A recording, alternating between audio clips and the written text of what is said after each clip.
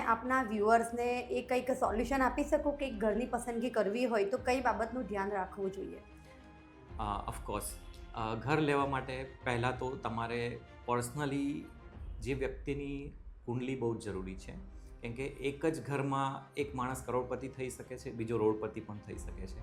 તો સૌથી પહેલાં જે વ્યક્તિના નામ પર ઘર લેવાનું હોય એની કુંડલી એનાલાઇઝ કરવી બહુ જ જરૂરી છે કે ભાઈ એમના માટે કઈ એનર્જી સુટેબલ છે ને એના પછી ઘરની પસંદગી કરવી જોઈએ. ફ્રેન્ડ્સ, વ્યક્તિ ઘર તો લે છે, વાસ્તુશાસ્ત્રીને પણ બોલાવે છે, પણ એ વાસ્તુશાસ્ત્રીનું માનતો નથી. નાની નાની બાબત ચલાવી લે છે, પણ એ જ નાની બાબત આગળ જઈને ઘણા વર્ષો પછી એટલું મોટું ઇવેન્ટ ક્રિએટ કરે છે, એનાથી માણસને પસ્તાવો થાય છે અને પાછું ઉભરી નથી શકતો. જેવી કે કરોડો રૂપિયાની લોસ થઈ જાય, કેન્સર થઈ જાય, મોટું એક્સિડન્ટ થઈ જાય.